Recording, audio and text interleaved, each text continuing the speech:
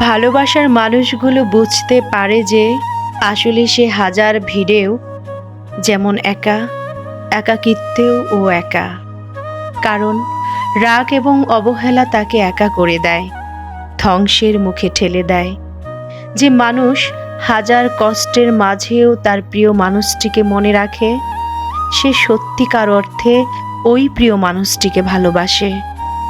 সে তাকে কখনো ভুলতে পারে না।